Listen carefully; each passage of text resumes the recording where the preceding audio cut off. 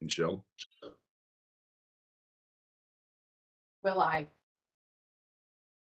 We're live, okay.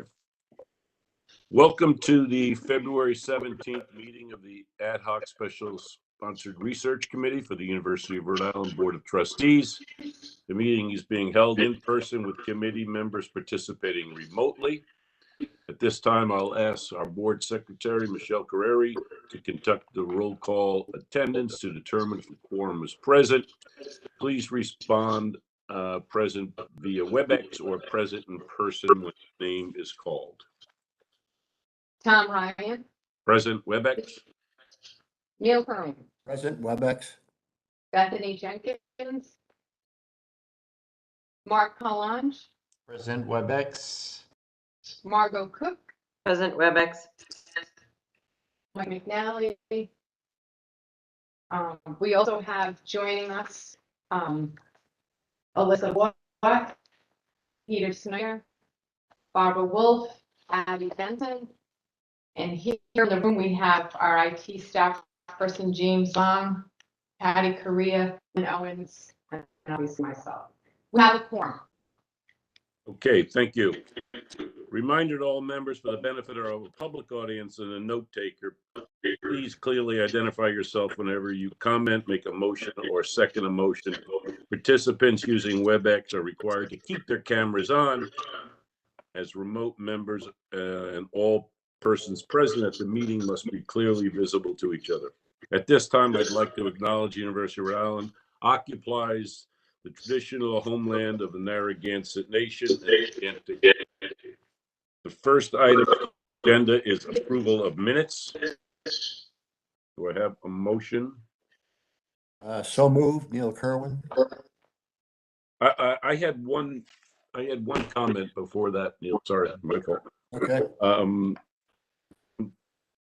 On page 4 of the minutes, we were talking about the foundation, and I just want to make sure this is what we said.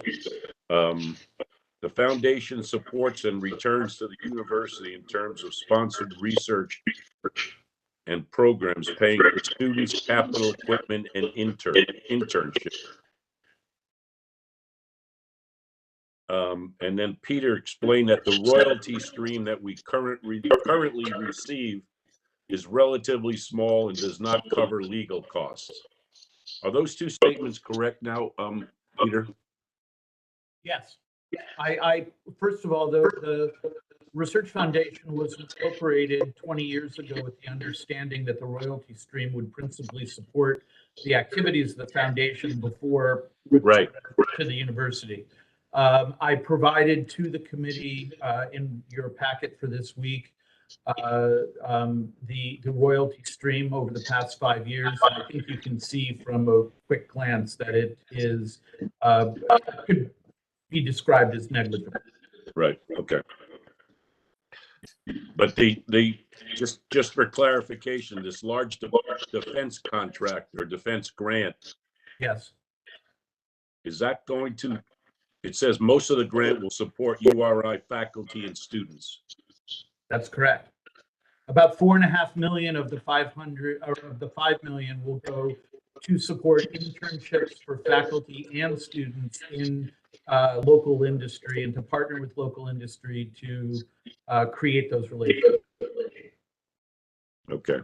Yes. The other thing I wanted to mention, which I forgot to mention when Dr. Kerwin was asking last meeting about return to the university, I wanted to point out that the Research Foundation over the past 4 or 5 years has been shouldering the entire burden of bringing the innovation campuses up online for the benefit of the university. That includes the Rhode Island Agricultural Tech Park that we're about to create, the Aquaculture Center that I mentioned yesterday in the board meeting, the BTech building, which we're planning for the Bay campus, and hopefully we're in the late stages of putting a $11.5 million capital stack together to renovate that. And that would be for a university asset. It would be, obviously, all that goes to university assets. And all of that work has amounted to many, many hundreds of hours and man hours and legal costs. And this is something that the Research Foundation is doing for the university because the university needs the bandwidth to be able to manage these projects, and it doesn't have it otherwise. So I just wanted to point out that that's a clear, tangible, and large financial benefit to the university that the Research Foundation is providing. I know we're getting a little off topic here, but so you're basically saying that all the work that was done on the innovation campus and the grants that we were submitting was done by the foundation. The vast majority of it, yes. Right. Okay. And that was within that $8 million budget. That's right. Okay, there's been a motion to approve the minutes. I have second. All in favor, please say yes. Yes. Okay.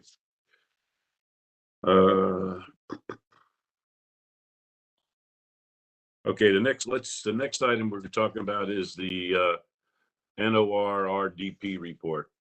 Should be a better, easier, quicker name, but I think you've all had a chance to look at this. I'm holding it up. Mhm. These reports were pretty good. I mean, this was done in August of 21. Yep. So if you looked at the executive summary, it's the items that we've been talking about. I guess from my perspective, I mean, the clear takeaway here is we'll go through each piece in the SWOT analysis, but right where we went from 5 people to 2 people in the office of Research Development. So that's one area. And then throughout this summary, there's this common thread of lack of coordinated communication and a clear understanding of what the department does. So, and then pre-award support seems to be some of the issues. So some of the work that's, it's hard for 2 people or 1.5 or whatever we have now. Why was that cut down 5 years ago? We had 5 people. What happened?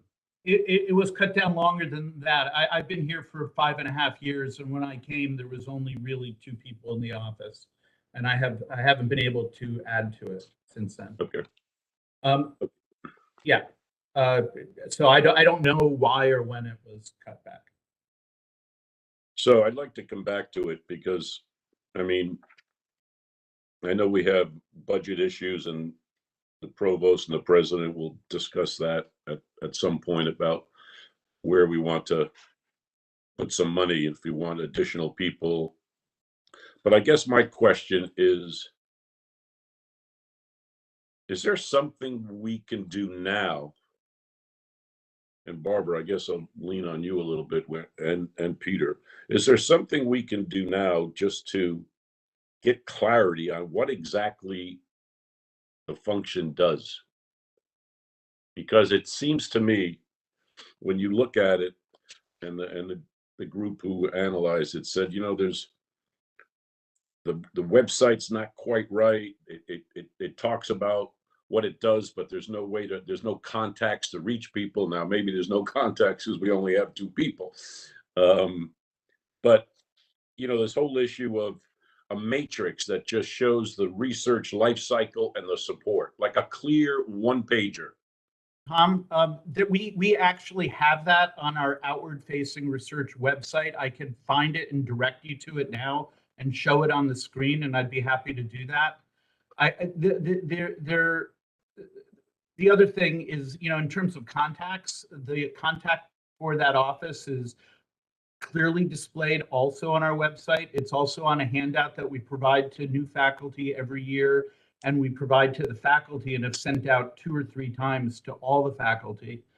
I think the issue is that when you only have 1.5 people for an entire office, there's a long list of activities that modern research development offices provide. And as the NORDIP report reflects, we don't provide most of those services because of Right. lack of staffing. So all we can handle at this point with one person really doing the work, because the other person is not functional really in her position, and this has been a longstanding HR concern that I've raised many times. We have one person who handles all internal competitions, all seed grant programs. We just launched one yesterday, about $140,000 to $200,000 seed grant program for the plastics initiative. We run about 4 or 5 of those a year.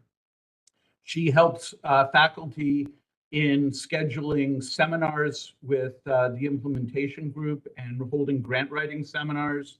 She directs faculty to new grant programs that are coming from NSF. And she manages the internal competitions when we have grant programs for which we can only allow one application, and we have to have a runoff before those go in. And there's several of those at least a year. Actually, there's probably 1 or 2 of those a month. That's a full-time job, and that's all that she can do.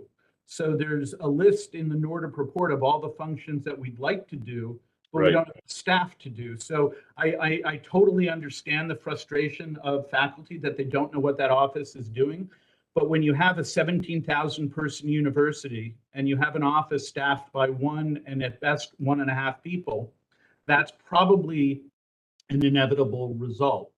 If it's okay with you, I'd like to bring up, let me just take a minute to find it and show you a website that I think addresses exactly what you're looking for. While you're doing that, Yeah. the basic function of these 2 individuals, and they've kind of said it themselves. Yeah. They really tell people about fundraising announcements, Mhm. and they manage a few submissions. Is that about right? They manage internal competitions and submissions, basically to run off who can apply, and that's a couple a month. They have internal competitions for grant programs where we need reviewers, and she has to manage the whole review process because we treat these competitions as if they were NIH or NSF style competitions. So that requires coordination with many reviewers. You probably need 30 reviewers for 20 applications that come in for a program. And yeah, that's about all she can handle. That's right. Okay. So would it be okay with you if I shared a website? Sure. Sure.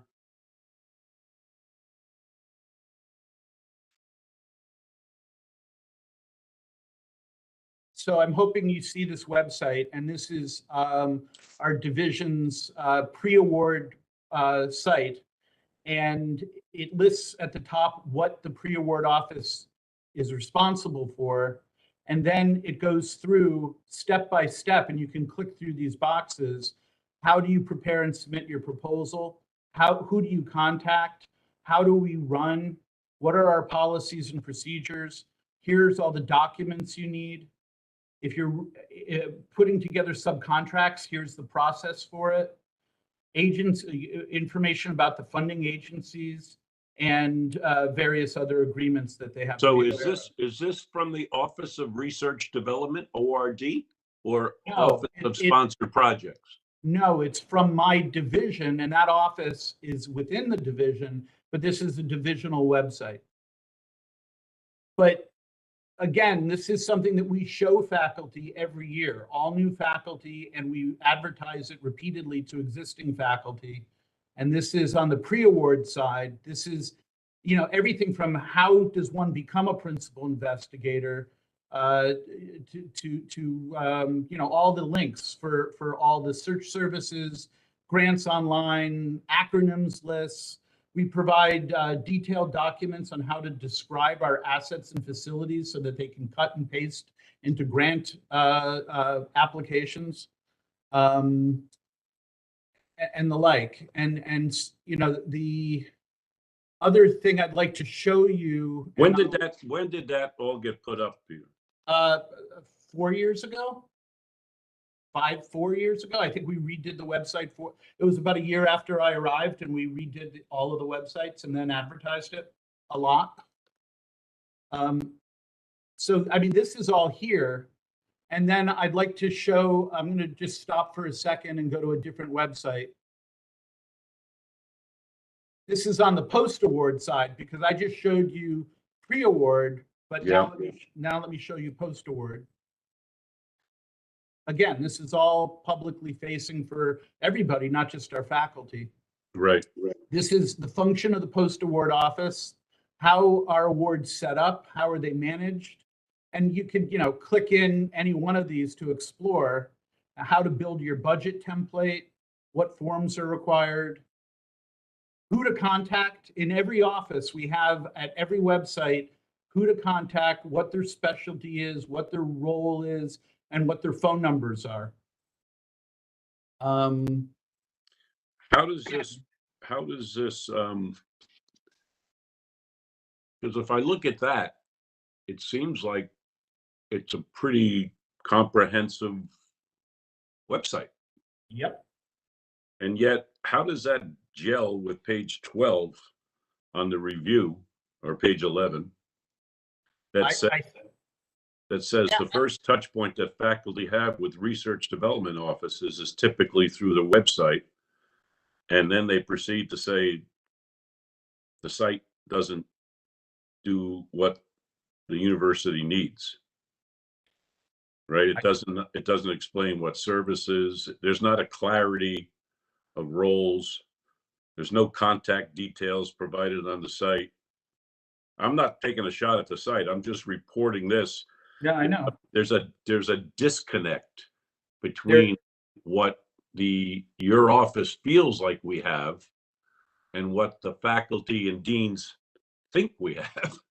So look, I'm going to stop talking. They interviewed a number of people for that report. They picked at random a bunch of faculty. Yeah. I actually don't know their identities. I think there are many faculty who are much more engaged in research than others and are more aware of what we offer. But this is like any institution, it's a siloed one. Yeah. And sometimes it's just very, very hard to advertise services that are available. You can advertise over and over, but if someone's not going to go to the website and actually spend the time looking, then they become frustrated, and it's always a matter of education and communication, and it's hard sometimes. It's just I will open this up, but I will say this: this was the investigators, not our people. This was the investigators from ORDD, whatever the name of the place is. Yeah. This was their review of our site that said there were several gaps. So that's all I'm saying. I'm just wondering if there's a need for us to take another shot at this, or I'd love to have more web services. Barbara. That'd be great.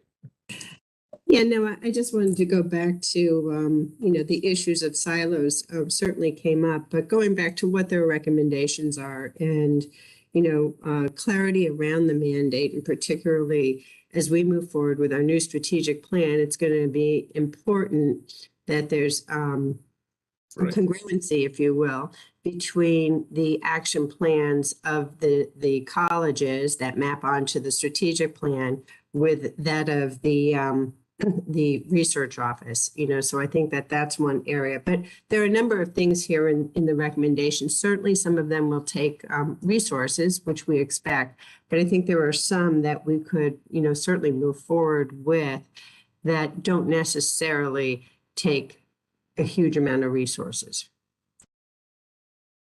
Okay, you want to mention those? Well, sure. So, again, going back to F1, for example, there's a number of things here that we can, I think, pretty readily address and create and figure out how do we communicate that with the constituency. And again, this gets back to your point, Peter, if the website isn't isn't the immediate website that people are getting to. How do we redo that so it is? That's I think some quick, easy hits here. So looking at how are we going to measure progress towards fulfilling goals? I mean, that gets back to what's the action plan out of the division. The process for continuous improvement. Those are things we can internally do. Right. Don't necessarily take just throwing money at it. Okay. Neil? Yeah, my question is sort of related to Barbara's first comment, and that is alignment of this admittedly skeletal staff, very small, with the research priorities of the academic side of the house. Peter, I mean, if when you mentioned, first of all, internal competitions, those are competitions for URI provided funds. Is that the best way to interpret that? No, there's seed funds, which are internal URI provided funds. And then there are internal competitions because for many grant mechanisms from all sorts of federal sponsors, they only allow one submission per institution. Okay. So we have to have internal competitions to narrow the selection down. All right. So help me understand. Let's say we've got 2 or 3 proposals for an NIH opportunity. Yeah. Walk me through the process by which the decision as to who the winner applicant will be. So the person in the research development office will advertise the, let's say, NIH announcement, make it clear to the listserv, which are all the PIs at the institution, that it is a limited competition and we can only submit one, and then make it clear what the guidelines are for submitting an internal proposal. And the proposal is an initially brief proposal because we don't want people to go to extreme lengths in writing a proposal if they're not going to be selected. So they do this initial proposal, which has several elements to it. It's submitted via a web-based portal using software that is designed to manage internal competitions of all sorts and is widely used here. And then they go to me for, let's say I get, there's 3 that come in. They would go to me for an initial look, and there are times when it's clear that one is just more well-developed, more well-advanced, has clearer outputs, has greater potential for follow-on funding, and I would make that decision. If it's in a topic area where I am really not comfortable to make a decision, or there are 2 proposals that are really both strikingly good, and it's a tough one, I would bring it to the Research Advisory Committee, which is made up of the associate deans for research for all the colleges, as well as some senior faculty that lead large programs, and ask for their input and evaluations of those proposals in confidence before I made a final decision. Okay, thank you. So you make the final decision for whatever grant we're going to submit. You approve it. Yes, that I would say that that's the standard function of any VPR at any university. Okay.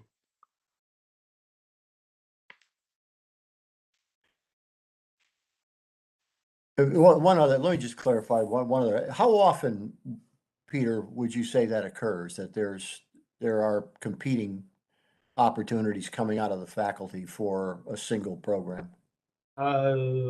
Maybe once every 2 months, maybe 6 times a year. Okay. 4 to 6, maybe.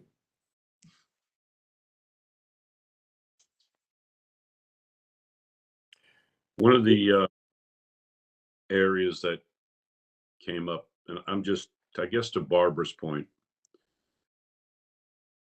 we know we're understaffed, so our reach can't exceed our grasp with that group. there's a level of frustration on both sides. What does that, what does the group do? And the group says, well, we can only do so much given the number of people we have, to your point, Peter. So I guess the question I have is, what are the items that we can do now? And one of the items I looked at, and I don't know if this is meaningful or not, but this whole research life cycle matrix. Yeah. That was brought up a number of times to show the investigators and the deans, okay, this is what, let's just lay this out so everyone's clear. This is what the matrix looks like. This is what we can provide. And this, these are what we don't provide at this point. I don't know if that's worth doing or not. And I'll leave that to Barbara or Mark. Well, we do have that. It's in the long report that I provided to you, and I'm going to try to find the page. Yeah, here it is. This is also on our website. If you go to when was this developed? 2 years ago. Prior to, well, it says August. It was last revised August 2022. And it would be page 64 of 66 in the PDF that was sent to the committee. That contains an order report. If you go to page 64 of 66, the next 3 pages are the matrix of every single task in the life cycle of a research project, and where it seems that the responsibilities either do lie or should lie based on best practices. Who is that communicated? I mean, how does that communicated to faculty and deans? It's also on the website that I had showed you previously. On the website?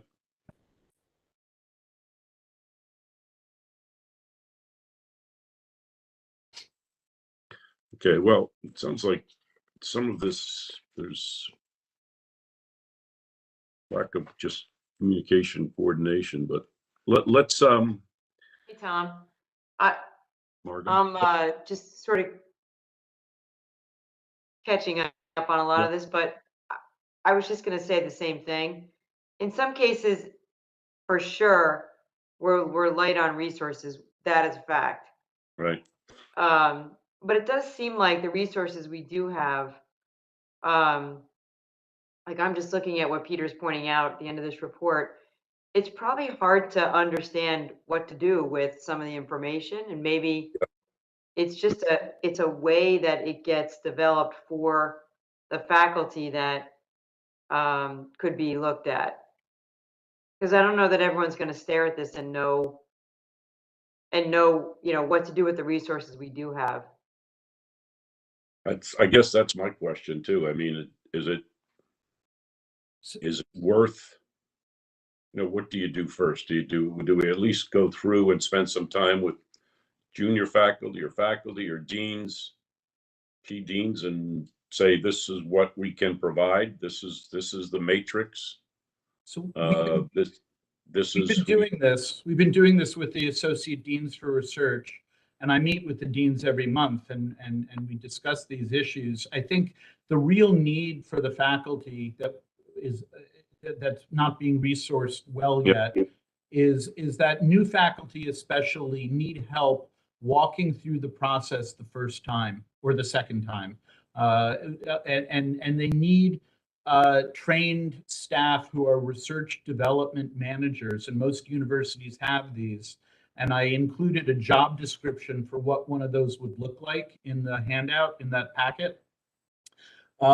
We need research development managers who can essentially be a team leader or a project coordinator for new faculty, or for faculty who are spearheading very large award proposals, to help bird dog what's needed and when and by whom, because it is complicated. I mean, that's a 3-page list of activities for every single grant that goes in. It's a really complicated process, and it always gets more complicated year by year. It never gets less complicated. So we need people who can work one-on-one with faculty to help them prepare their first budgets and understand what forms are needed and where to find them. All those issues, and we just don't have the staff for it. That would be, the thing that I would want to build and have proposed that we build first are proposal development managers that can be strategically allocated, and then as they finish projects, they get reallocated to others, where particularly in colleges that don't have enough support locally. But this office just doesn't have it. I mean, I don't employ a single grant writer. I don't have a single person who can help faculty at the college level prepare budgets. That's really what's needed. Agree.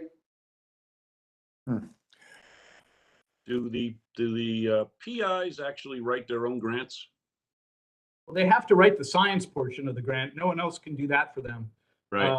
But yes, at the moment, they're essentially their own project managers, and they're responsible for everything, including, our budgets are complicated because we have multiple unions and we have different F&A costs depending on the source of where the employees are coming from, or it gets really complicated. And I've done it myself because I don't even have enough support in my office.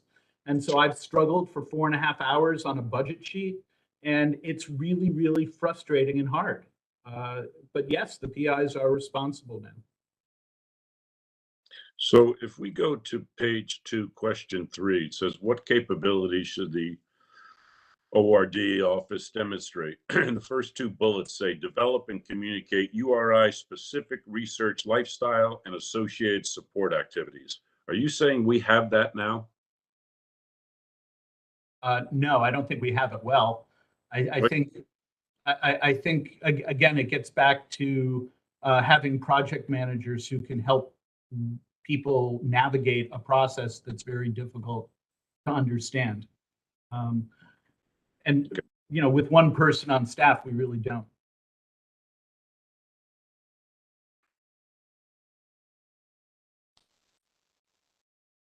If I could jump in, Tom, Sure. just a little bit. Let me pick UC Davis, my time when I was there. As a PI on grants, and so I had grants with the USGS and NSF and USDA and others. There was someone in my department who did the budget for me. I never actually worked, honestly, with the research office. I think the research office maybe pushed the button at the end and were responsible. Well, they would put pressure on me to send a final report, because if we didn't send final reports, then other people were not allowed to submit grants to that agency.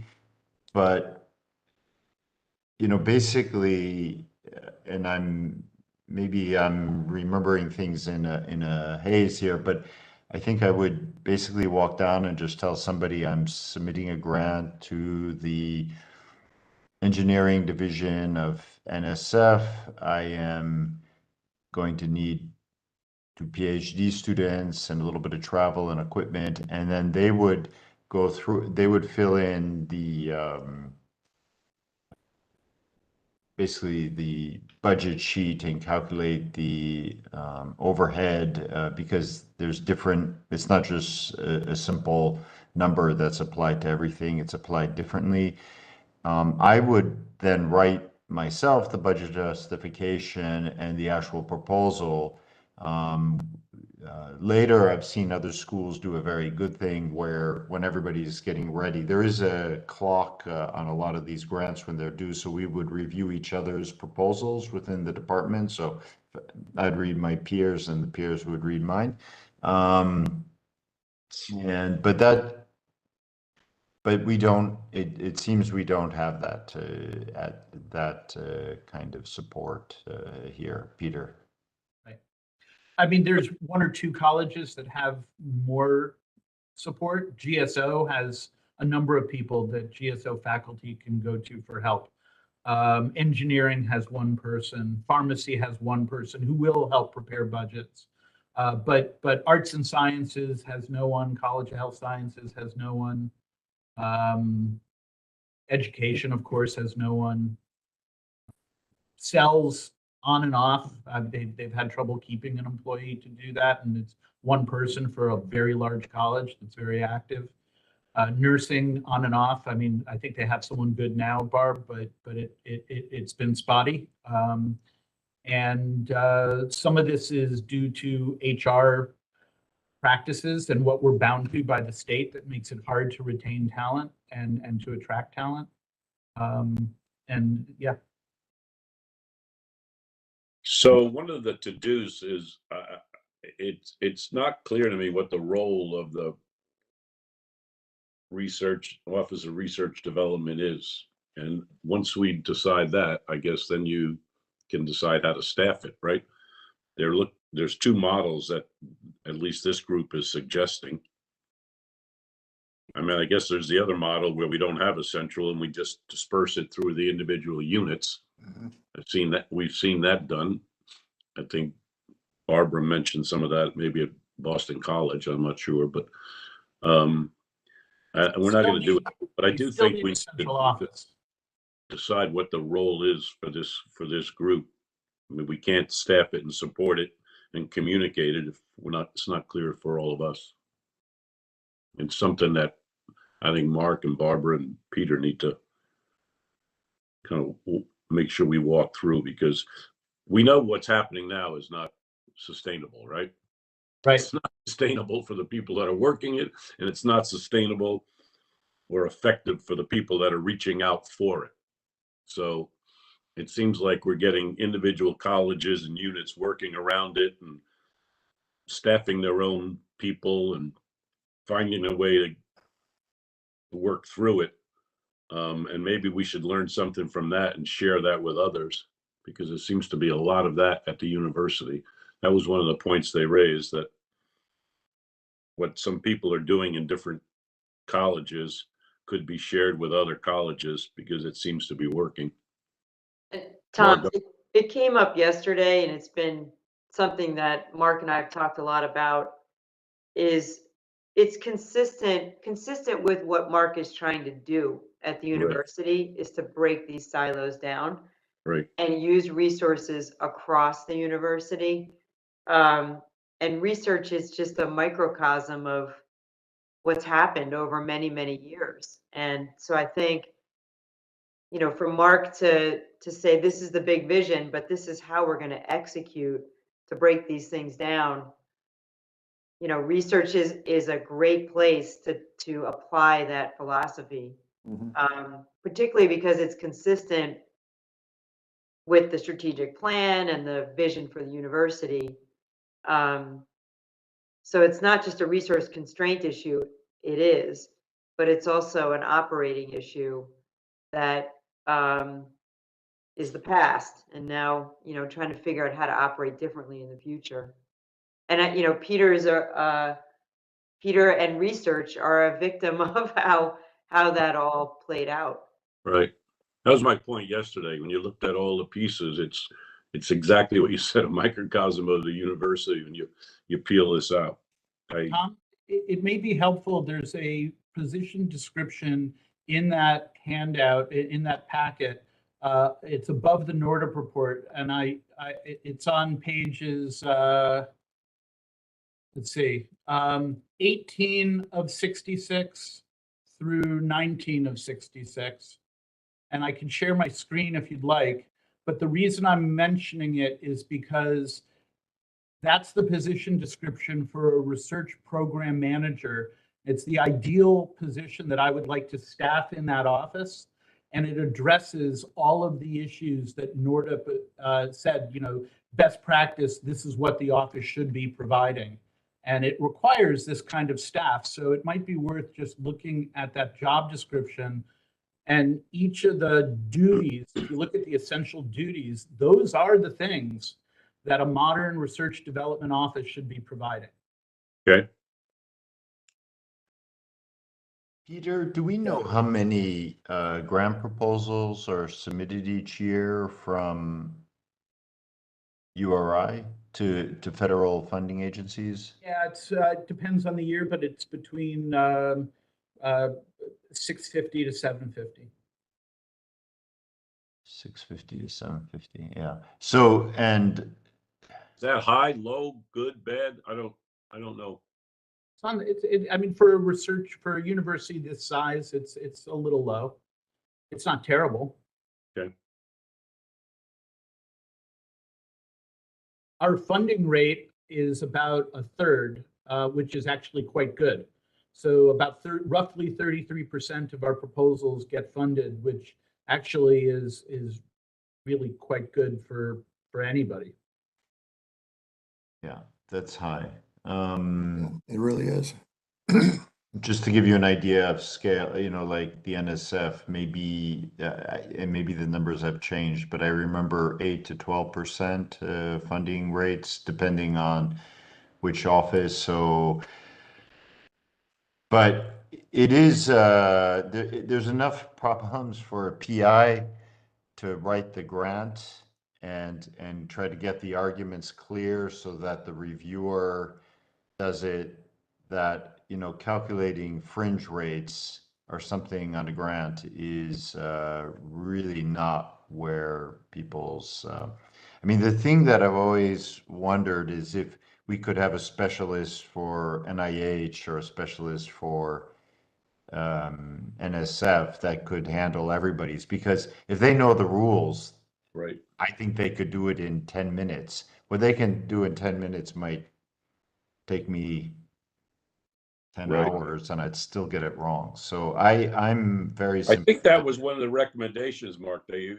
mentioned, that, or at least suggested we look at that, to have specialized people come in that are, you know, whether it's defense or NIH or whatever. That's right. That's precisely what we would do. We would hire program managers, project managers that are specific to natural sciences versus engineering versus healthcare versus arts and humanities. I just wonder if with the existing people we have, if there's, for example, somebody in GSO who knows how to deal with NSF and somebody in health sciences who knows to deal, Right. that if somebody then in pharmacy Right, wants right. to send to NIH, they can, we just know that there's somebody over there that could help you. Can we do an inventory on that and find out that? That might be helpful to start. Yeah, it's, I think it's what Peter said. It would be, you know, because cells, I think, at least when I talk to the Department of Biological Sciences, it seems a little rough over there for them. That's where I learned about fringe rates calculation. But yeah, Okay. this is something that if you have the person who knows, they can do it fast. I'm not sure that it has to be centralized, you know, just somebody that Right. knows how to do that one piece is so. A resource people can just call and talk to. Some, you know, like if you went to the Mellon Foundation or something like that, that starts to become very specialized. Maybe there would be somebody in arts and sciences that can help with those. And then, you know, like the Wellcome Trust or Rockefeller or something like that, then, yeah, maybe you need somebody. The URI Foundation has a couple people who assist with foundation grants. They actually have a couple grant writers too. So some of our faculty go to the foundation for support because they employ grant writers and they have some people who are skilled at that. Yeah, okay, that's good to know. And actually, I guess I knew that because you know, I think I spoke to the Sloan Foundation with Catherine Flynn at some point. But yeah, okay, so if we have that, and then the only other one would be the state agencies, if Because I do think we get state grants, right, Peter? We get a variety of different state grants in a number of our colleges, and we, I think we have to take a firmer position with other state agencies regarding the level of indirect that we will accept going forward. I think we've got a issue that's never been addressed because it's a very thorny one with state government and with heads of other departments of the state. But I think, you know, I could provide specifics, but suffice it to say that there are some of our state sister agencies, like the Attorney General's office, for instance, that believes that indirect costs are a boondoggle for the university. Well, that's going to get us to our next topic. Sure. Before I get to that, it doesn't seem to true up that we have very little support, poor communications, lack of pre-award, lack of post-award, yet we have 33% of our grants approved, which is relatively high. How do you sync those up? Because it would seem to me, after reading this and hearing what we're talking about, Yep. I would suspect our approval rating would be lower than average. Oh, it certainly differs year to year. But let me, if it's okay with you, share another screen that shows the. No, you know, yeah, it's I believe you, 33%. I'm just, it's. Well, it amounts. You know what would be interesting to find out where they are, to see what kind of support those individual colleges or PIs received. Well, Just we do have all that information. I know you do. I know you. I'm not saying you don't. I'm just Yeah. saying it'd be good to see it in the next meeting. Yeah. Okay. If you could just take a look at it's hard for me to figure out how to make this look pretty on your screens, but if you could see me circling this one graph, Yeah, I don't know if yeah. you see that. Yeah. The amount of expenditures that we have year to year over the past 20 years are reflected in orange. Yeah. If we it tends to go up a little bit if you look in nominal dollars, but if you adjust for inflation, it's been pretty flat. The issue really is, even if you look in nominal dollars, which is the left bar graph here, the gray line is the amount of indirects that we receive. And the indirects have remained very flat, even if the nominal dollars trend upwards over time. And we actually are at a high this year of 123 million in total grant awards. Our indirects remain roughly 19.5 million. That is because there is a mix of grants that the university has where we are not getting the full federal rate for many of our grants. They're either pass-throughs to other agencies or subcontractors or for programs that we administer on behalf of the state, like INBRE or EPSCoR, or they're private foundation or state grants that don't pay as much in indirects. But the problem is that the entire research mission, all of it, is funded by a portion of those indirects. And those indirects have remained stagnant. So the amount that research, the division, has spent to support itself over 20 years is reflected in the yellow line at the bottom. Yeah. And then on the x-axis, you see that there's a blue line. That's my discretionary spend to build programs. Okay. So you know, the problem really is that we just haven't been able to, it's a chicken and egg problem. With the indirects remaining flat, we can't inflect up in terms of staffing in order to provide the higher level of services needed to meet where the faculty need to be met in order to provide the services that Mark was describing at UCSD. Got it. Okay. Well, that leads us into the next topic. Let's look at the indirect costs of the pass-through, so we all understand the terminology and what it means. Because one of the threats that they raised is the current IDC, indirect allocation model, limits potential for human resources, RD growth to benefit the entire enterprise, to your point. Okay, so take us through, and I've been through this twice and I'm still not totally clear on it because it feels like it's moving pieces, and so let's go through it so we're all clear on it, and maybe some others are clearer than I am. But So this is a draft letter that is, I don't know, Mark, if you've signed this yet, I'm not sure. But this is the current indirect distribution that we have at the university. It is arrived at hopefully on an annual basis by for everybody else on the call, describe what indirect is and where does it go and what is it used for? Okay, so for any grant that is received at all, let's take an NSF grant. There are two portions of the money that come in. There are the direct costs, which are the line items on budgets for staff, for equipment, for graduate students, all that stuff. Yep.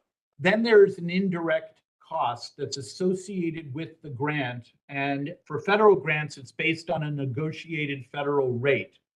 And we negotiate that every 3 to 4 years. And right now, is that national? Each university has their own rate. And how is that? Why is that? How do we get a higher rate or a lower rate? Well, we actually have a pretty high rate. Our federal rate is 56.5%. So for let's say you get a $100,000 grant from NSF, yep. Theoretically, $56,500 in addition should be coming to the university to support everything that the direct budget does not support to maintain the research mission. That includes everything from the parking lots and the lighting to the yep. water and heat in the buildings. But that's money that indirect money is the money that goes to the university. Correct. Okay. Correct.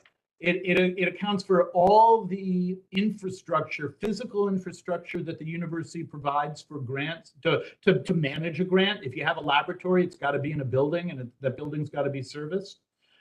It provides for a portion of the costs for the Office of General Counsel, for the President's Office, for the Provost, for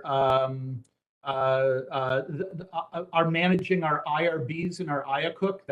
Those are our ethics committees, for repairs on buildings, everything. So if we were in a perfect world, only submitting federal grants and getting the full rate on each of those grants, we would have roughly half of everything we put in. So if we had 123 million in expenditures, we'd have roughly 70 million coming back in indirects.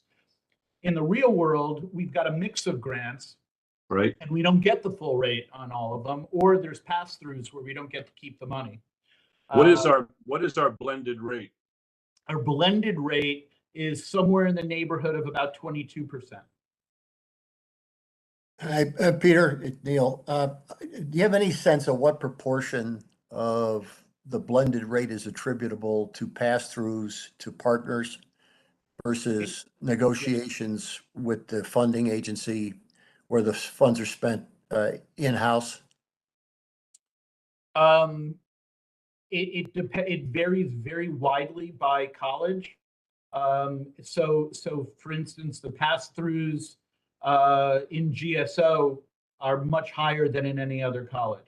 And that's for all sorts of reasons. They have the ship, and for the Endeavor, we're not allowed to take indirects on a lion's share of that.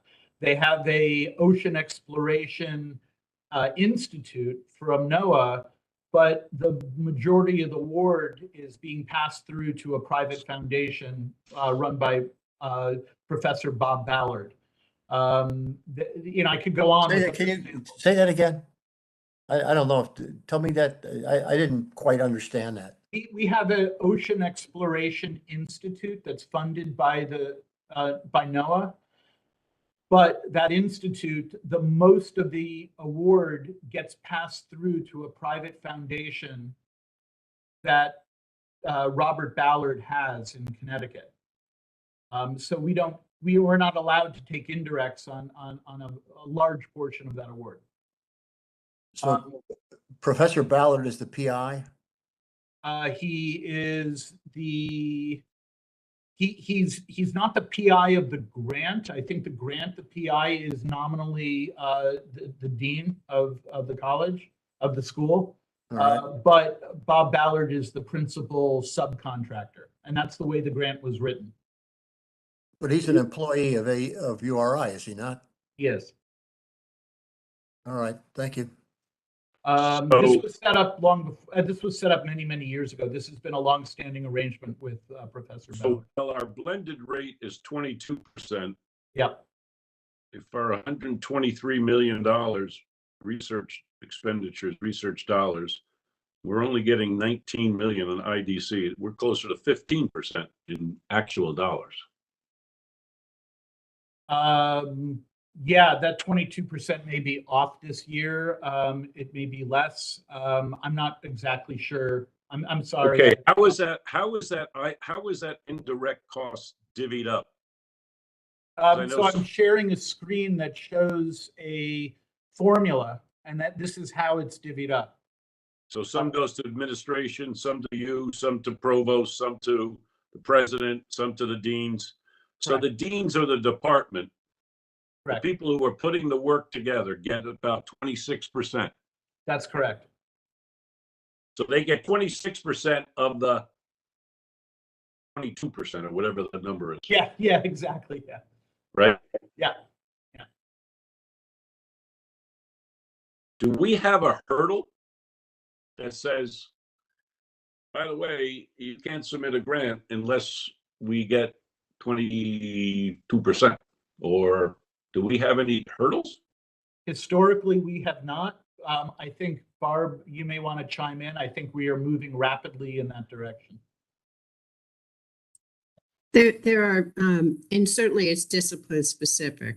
Yeah. So we don't want to necessarily just lump the arts in with the STEM, but there are certainly areas that, or other schools that have, for example, thresholds that if it's under that threshold, then you have to seek a special request to have it waived, but we don't have that at the moment here.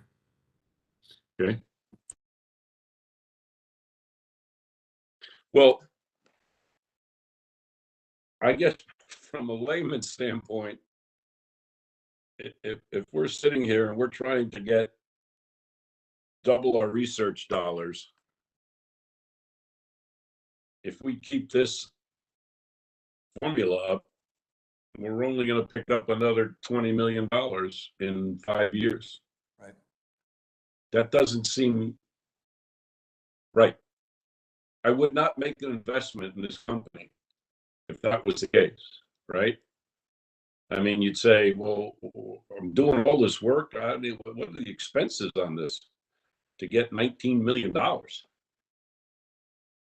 I think that's the rub, Mark and Barbara. You guys know it better than we do. But when you see it on, I know it funds some of it, and the deans get some of it, and keeps the lights on and with the direct cost, but I just wonder, I guess we got to look at the model to make sure that we, and I know you're doing it now, but it's, what about the overhead? Is that, or tell me about the pass-through again? So when we have a grant, let's say you have an award and you have a partner in that award. In order to complete the work, you have to engage with a partner. Right. That partner puts in its budget into the grant. If the grant is funded, then it receives the money that is in the budget for it to work. But any of the indirects that would go to us for that amount don't go to us, they go to the partner. We are allowed to claim indirects on the first $25,000 of any subaward, but no more than $25,000. So if you have a subaward for 10 million, you can claim indirects on only the first 25,000. So if we do an award with a partner, another school, and it's a $10 million grant, we can only claim how much? We can claim the indirects on $25,000 of that award. That's it. Of the pass-through portion. Of just the that's correct. Oh, okay, Pass-through pass. portion. Okay, Yes. okay. And, it's important to also point out that some of these grants for which we have large pass-throughs are really prestigious grants, are really Yep. important to the university. Our EPSCoR grant, our INBRE grant, our center grant in GSO, these are prestigious opportunities that put us on the national stage. So pass-through isn't a bad thing necessarily. That's a good example. Explain the S4 grant that you described yesterday, $20 million. Yes. What is the indirect for the university there? Well, I can show you, Tom, at your request, I sent you yesterday, I think, in your email, a breakdown of all the directs and indirects for all of the centers and programs that report up through my line. This was a request you made. And Yeah, I did. if you'd like to distribute it, that I'm just waiting to hear what you want to do. But I'm looking at. Send it to the committee. I didn't see it yet. It's okay. So for the EPSCoR, the total indirects for the 20 million over 5 years has been 4.8 million. So 4.8 million on top of the 20 million direct costs. We get 4.8 over 5 years. So that works out to, what is that, about 1.6 per year? So on that $20 million grant, we get 1.6 million a year In indirects, yes, in indirect. that's right. If I can, because I unfortunately will have to leave in a few minutes, but Peter, when you calculate the percentage that's the overhead, you're including all the money that's coming in, but then obviously we're only collecting overhead on 3/4 or 2/3, there's 1/3 or something like that that's passed through. So maybe it's almost like the overhead should be recalculated just on the money that we receive, and then it might not sound so bad. But I did want to make one other comment that I've seen that we'll have to address is sometimes, especially with industry projects, if often the PI, and so I may be saying something, Peter, so correct me if I'm wrong, where the PI kind of negotiates with the company that they're working for. And of course, the company is happy to hear if, oh, I don't have to pay overhead, that's great. Right. And so then you turn around, so I think there we have to just start to strictly enforce that it's going to be 60% overhead, and that's it. And it's unpleasant for PIs because they feel, but if you're legit, and we are more than legit at URI, then whereas when you do business with a consulting firm or something on the outside, they're charging 300% overhead, but you'll never see it. They'll never show you. But we're a little bit too transparent and honest. We should just say it's that, and that's not a negotiable item. Take your business elsewhere then. You can do that. Mhm. Okay. Any other questions on this from anybody on the committee or attending? I just want to point out that there are other formulas that pertain to individual institutes and centers because we want those centers and institutes to thrive. So we create an opportunity for them to receive a portion of their own indirects. And that comes out of other parts of the formula, of course, because it has to be made up somehow. Right. But we try to have each center and institute receive 16% of their indirects. So that would come out of what some of the deans or your area or the provost or whatever. That's correct. Got it. Neil or Margot, you have any other questions on this? This is a big deal, the indirects or overhead. Well, I think, just getting to understand in a little more granular fashion, and Right. Mark was going to this, how much of the overhead that URI itself actually consumes, I think is important. Because traditionally, overhead has been one, not the only by any means, but a source of, for want of a better word, seed money for future projects. In addition to that, the fact is that resources are being consumed by the institution, regardless of whether they're getting the money or not. So, as Barbara and Mark, work through the research portion, the granular part of the research portion of the strategic plan, a part of it, and I don't want this to sound anti-intellectual, it has to be strategic in the sense of securing funding sources where the university is going to be able to realize, a realistic overhead rate, and is investing in areas where we can make, truly distinctive contributions and not be perhaps quite as reliant on external partners. Well said. Okay, the next topic is seed funding.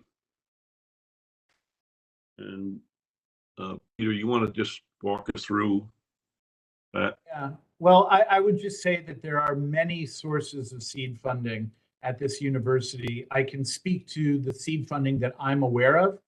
And I'm going to try to find a figure for you about that.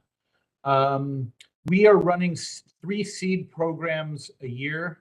The total amount that we invest across those 3 programs has risen. Here we go. I can share this again.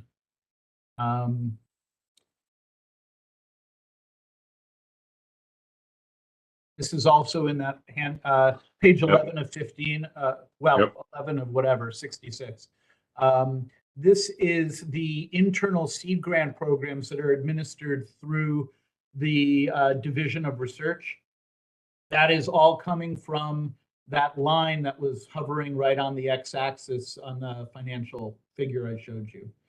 So I've been able to muster about 180 to 200,000 in recent years for 3 different programs, one of which I just started reserving solely for arts, humanities, and social sciences, and that's about 40,000 a year. 200,000 for all 3 programs? That's correct.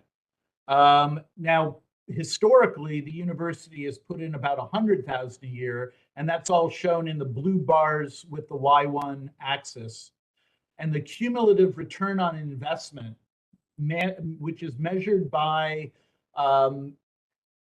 whether those seed funding projects led to pilot data that then were used for successful external funding. That's our definition of success.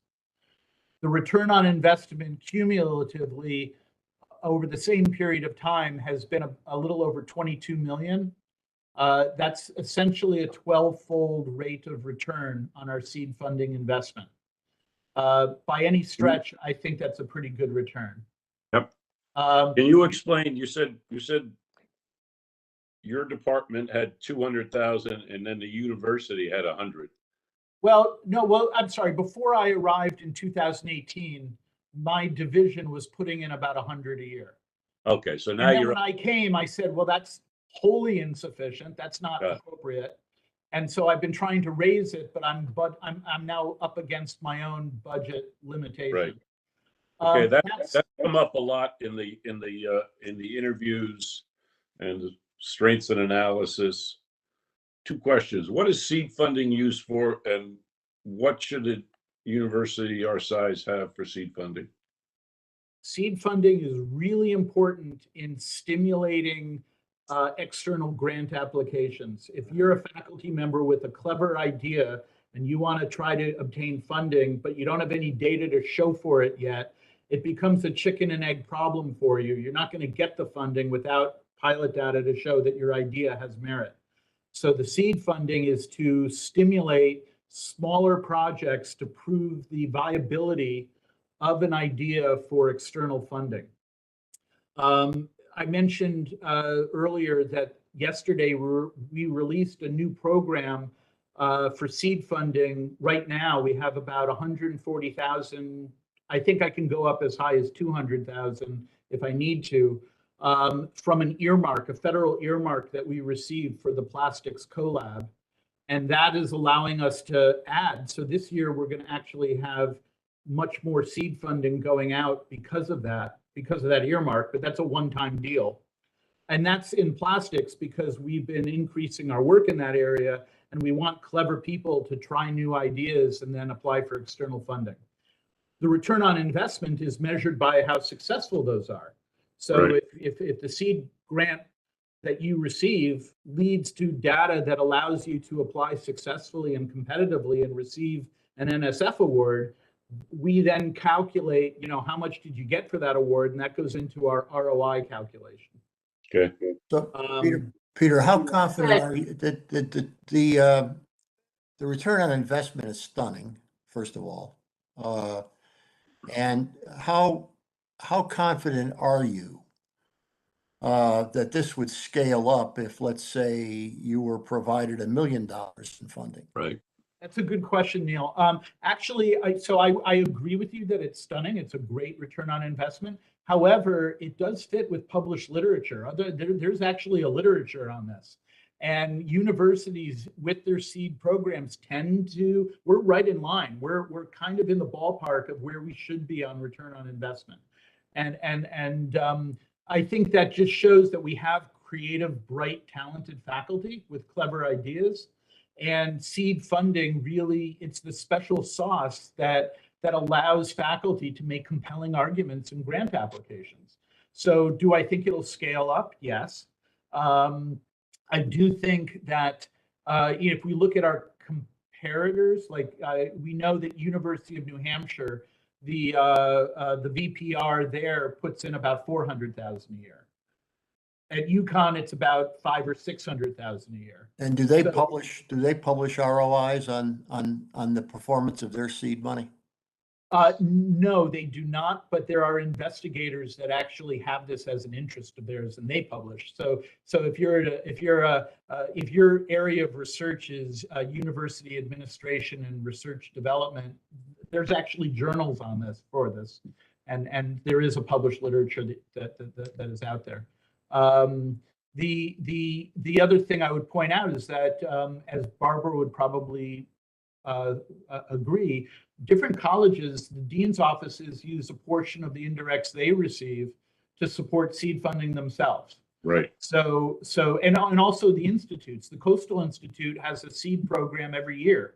So if you put it all together across our whole university, the picture's better. I'm just guessing because I've never tabulated all of it, but I'm going to guess that it's probably somewhere between 600,000 and 700,000 a year total that we are providing as an institution in seed funding.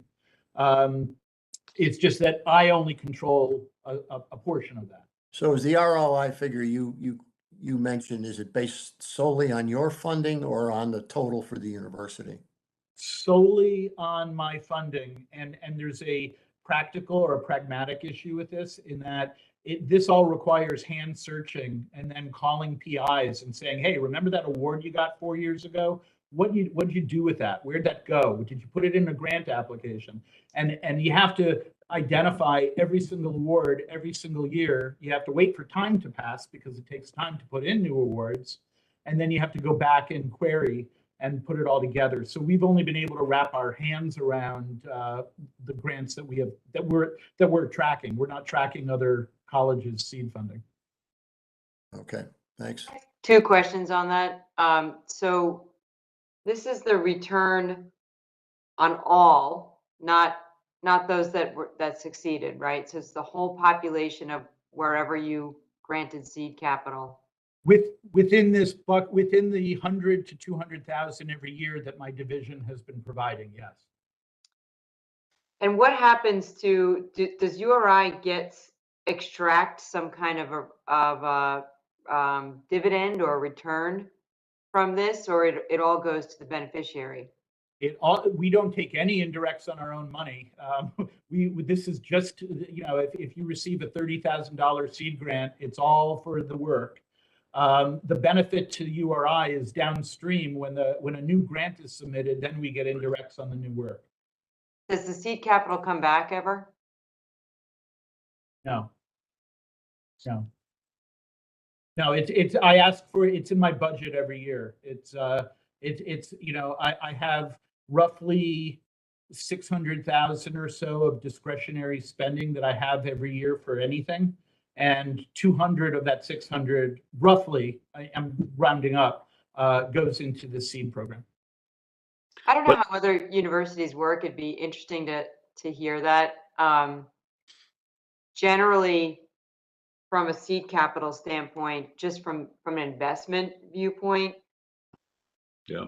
it works differently. So I don't know if that's just apples and oranges, but Yeah. it'd be worth a discussion. Well, I tell you, Just indirectly, I mean, if the seed funding produces a grant, then Yeah.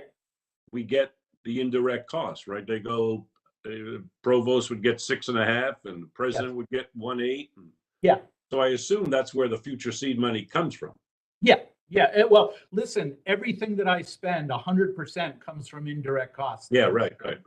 So yes, I mean, if we don't get the indirects returned to the university, I have to turn my lights off.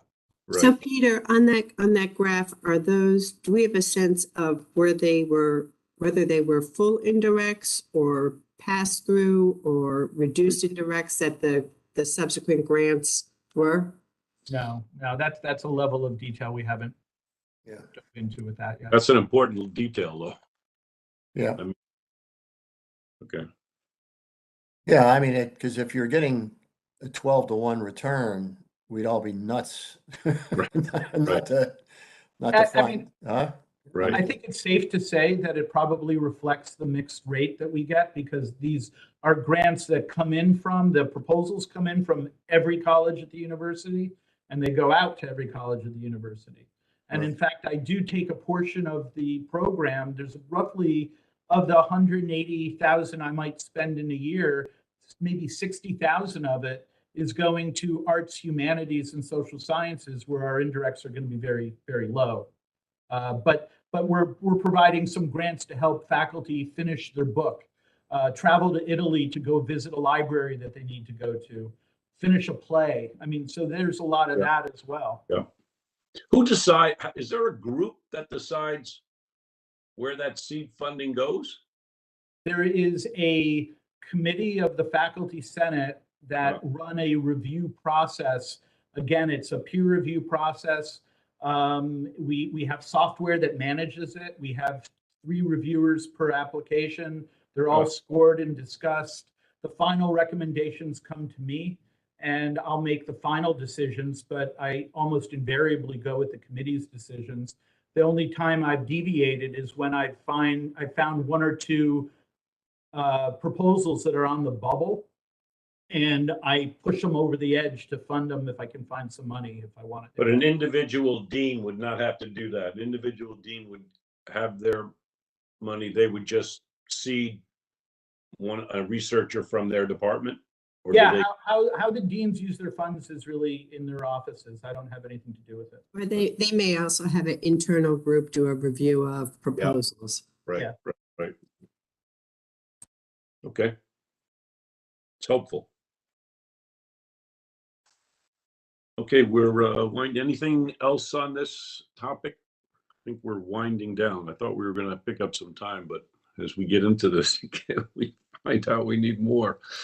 Well, let's just meet again tomorrow, Tom. I'd rather do it on Sunday. Yeah, that's better. Yeah. Yeah, right. Exactly. Okay, there anything that anybody on this call would like to tee up for a next agenda item? Our next agenda for our meeting, which is in a month, I believe. I for one, would like to hear from the executive director of the foundation, Sure. just to understand that a little better. And we also talked about having a dean or faculty member or somebody come in. I don't know if Barbara, you want to do that now or wait, or that's up to you. And the goal would be about what their experience is, or? What they're, just a practical discussion on what, where we are now, what would be helpful. They all know we're constrained. We freely admit we're not resourced right. They all get, but it would be interesting to see the perspective of someone who's actually getting grants, producing grants, maybe has an environment that they do it themselves, most of the work, versus someone that's not doing a lot. They want to do more and they don't have I think it might be good to hear from them. One, because it's the right thing to do, but two, I think it sends the right message.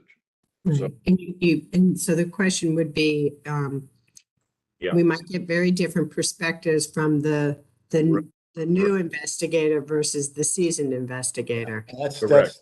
that's really key, Barb, and Exactly. that we have a mix of people who are high performing, relatively speaking, Right. that have potential but aren't. Right. Some if you got a unit where it's just not in the cards for them to be a substantial player, and sponsored, then so be it. But the point about the foundation, Peter reminded me that, that the full board meeting in April, the expectation was that the foundation executive director would give a report to the full board. Okay. And I think that if we meet with the foundation director as a committee, it'll help clarify the agenda for him for the full board meeting. Yeah, I mean, typically, I guess it's supposed to be me that gives the presentation, but I think it's a good idea. No, I think I want to invite Christian. Peter, that's fine. I mean, I think that, but we'll come out of the next special committee meeting with a much clearer sense of what we need to know more about. Yeah, I think Christian should present. I'd like to introduce him to the board. Yeah, he's new. I'd like you to get to know him and hear from him. Tom, my question about the next meeting, would you like him to give like a 10-minute overview and then be available for questions? Is that? Yes, that'd be great. That'd be great. Sure. I think it would be great to hear what his goals are. A little bit of his background, but then what his goals are, that understanding the current situation. He's been here a little bit of time. And what is he going to try to accomplish? Yeah, and then how do we get this? How do we get this? The IP up. We have the licensed IP. It's to Peter's point. I mean, you look at that sheet. It's limited. So yeah, that was my question too. If we could really look at that. I'd like to learn more about just the granular level of how the foundation learns, what the research priorities of the larger university are, and how they promote that, and how they intend to promote it going forward. So I think he'd be happy to address that. I mean, to be candid, that's part of the reason why the VPR is the chair of the board for the foundation, is to make sure that there's that alignment and that the board of the foundation is in sync with what the priorities of the university are. I think you'll see that that's what's happening, and that they really are in sync with the university. The point I would make about IP is that right now, the way it's configured, the IP and tech transfer office is not within the foundation, it's within the university. And I just hired a new director for that office who had his first day of work this past Monday. He's moving here from Detroit, and we had a public announcement. I don't know if you saw the press release. It was in Rhody Today yesterday, I think. He might be another guest that you might want to have, but he's pretty green. He just started, but his job is to be in the labs, working with the investigators, getting to know them, bringing them coffee and donuts, and figuring out what's next coming out of their labs, and begin to translate that into patentable IP. That's why he was hired. But he's new. So he is the bridge from the university research to the foundation department, which holds the IP. That's correct. That's exactly right. Now, Alyssa and I are talking about reconfiguring that a bit to make it more streamlined, but historically, that's the way it's been. So I hired him on the university side because I had the position opening to do that, but we may reconfigure it going forward. But that's so correct. basically, we're hiring this person is basically saying that we think there are a fair amount of IP opportunities out in the university that we're not taking advantage of. That's exactly right. And is he conducting an independent analysis of that, Peter? He is. Right now, he's going through our existing portfolio, and we have a list for him of what we consider to be low-hanging fruit, things that he should be going after, potential new company startups, potential new developments coming out of ocean engineering that need to be focused on, a platform technology coming out of chemistry where the investigator's young and doesn't really know how to proceed, but we think it's got commercial value. So he's working through that list first. Then he's going to start on a road show, going to meet with, he's already meeting with the deans. He met with Anthony Marchese yesterday. He's going to start going to every college. He's going to be presenting at department meetings. He's going to be creating educational materials for faculty. He's young, enthusiastic, and hungry to succeed. So that's the kind of person we need doing this. It'll be interesting to learn more about that. I would have thought the investigators would have been leading that charge to get the IP, but maybe not. We have a lot of IP, most of our IP comes from engineering, some from arts and sciences, maybe an occasional disclosure from cells, and that's Okay. essentially it. So we have to grow that. All right, Michelle, you have all that information, so you'll take a pass at that next agenda. Yes, I will. Send it to Barbara, Peter, myself, and Neil. And then we'll just approve it and send it out for the next meeting. Okay, any other comments? Michelle, when is the next meeting? March 22nd. Okay. See how we have that down, Neil? See? Right. We have a little gap. We have a date. March 27th? 22. 22. 22. Yeah. All right, peace. All right, Motion to thank you. adjourn. See you, buddy. All in favor? Bye. Yes. Wait, Yes. the motion to adjourn real quick. I did. Tom just did it. I did it. Motion to adjourn. Okay, and Neil seconded.